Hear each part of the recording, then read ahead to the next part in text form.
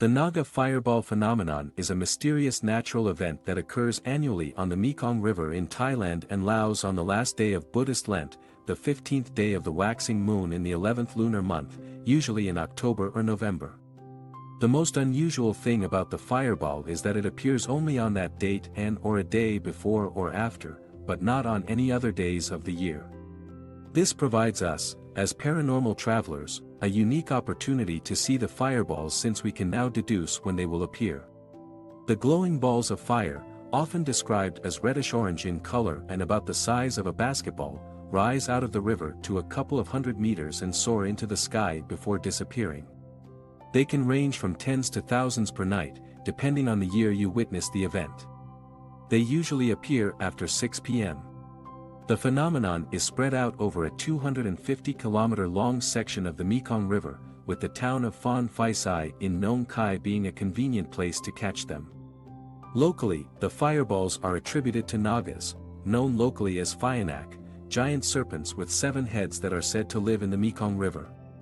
It is believed that the Nagas release these fireballs to pay respect to Lord Buddha. This can be traced back to the story of how Mukalinda or Mukalinda, a snake-like Naga, sheltered Gautama Buddha from the elements after his enlightenment. 6 weeks into the Buddha's meditation under the Bodhi tree, the heavens suddenly darkened for 7 days, and heavy rain fell. But the powerful Mukalinda came to the Buddha's aid, covering him with his hood until the storm passed. When the weather cleared, the Serpent King transformed into human form and paid respects to the Buddha. From then on, Nagas are known to be protector guardians of the Buddhist faith, with many temples showing statues of Buddha sitting in meditation under the protective cover of a Naga.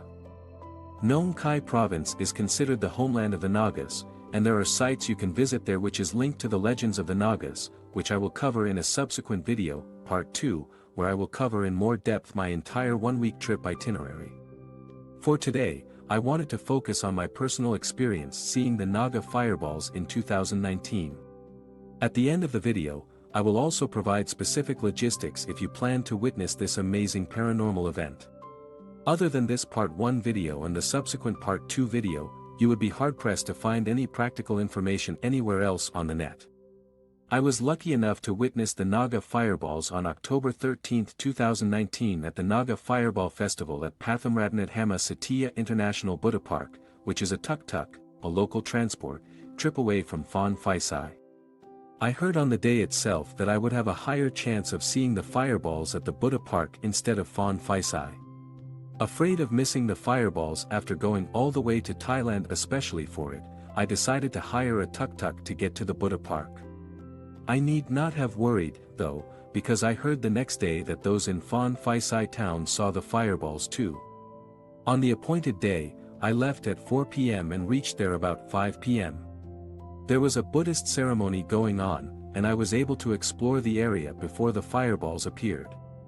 The Phon Phisai Naga Fireball Festival is probably one of the biggest around Nong Khai, with food stalls, music, and even a stage for singing and dancing performances. The scene at the Buddha Park I visited was more subdued, with fewer stalls in general. I descended the stairs to get a good view of the Mekong River. Before the fireballs appeared, I felt a distinct shift in energy, an increase in vibrations, which could be an electromagnetic phenomenon.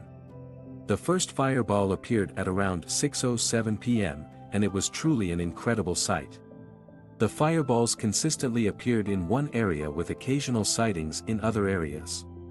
They usually appeared in clusters of 2 to 4 fireballs, and I saw about 30 to 40 in total. The peak period was between 6 to 7 p.m., and after that, the frequency of fireballs decreased. The fireballs were pinkish-red, and some had a streaking red light following them. Every time a fireball appeared, the locals shrieked with excitement, making it impossible to miss them. In between the fireballs, locals entertained themselves with fireworks and releasing lanterns into the sky. At around 9 p.m., a quick thunderstorm hit, and I took shelter. Despite the rain, the fireballs continued. I left at around 10:45 p.m., but because of the traffic jam, I only managed to reach my hotel at around 12:30 a.m. The next day, a couple I met shared that one of them saw the water turn red where the fireballs appeared, confirming that the fireballs did indeed come out from the waters. I waited the next day, October 14th, to see if more fireballs would appear, but none did. However, the hotel owner informed me that some people did see the fireballs a day before October 13th. If true, this will indicate that the fireballs appeared on 2 days that year, October 12th and 13th. Before I discuss the trip's logistics, if you found this video informative, please like, subscribe, and turn on the notifications to follow me on my other paranormal travel adventures. In conclusion, I felt very lucky to have the opportunity to see the Naga fireballs, a unique paranormal event which I find utterly fascinating. I hope you would have the chance to experience it for yourself. So on to logistics. You can skip this part if you do not plan to make the trip there.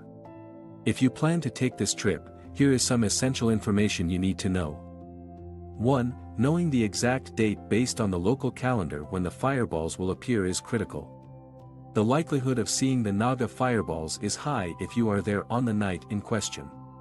In the past, there were instances where the date for the Buddhist Lent was wrongly calculated, and the actual date was a day before or after. Thus, it may be advisable to book at least 3 nights, the day before, the day itself, and the day after.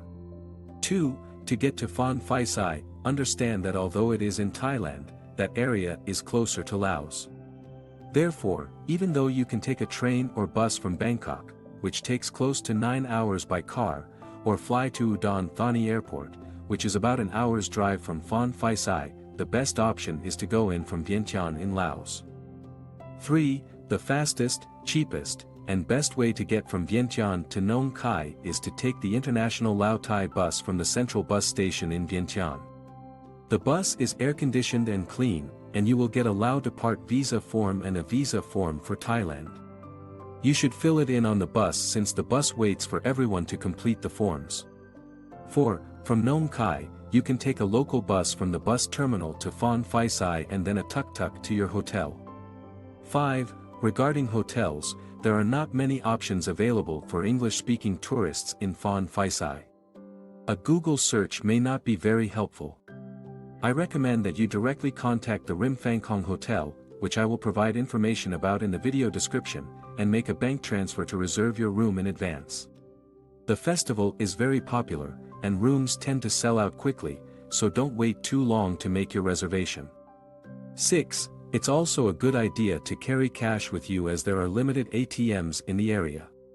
Stay tuned for my upcoming video where, as mentioned, I will be sharing my complete itinerary of my 1-week trip. Besides attending the Naga Fireball Festival, I was able to visit other paranormal attractions around Vientiane and Nong Khai. Till then, bye.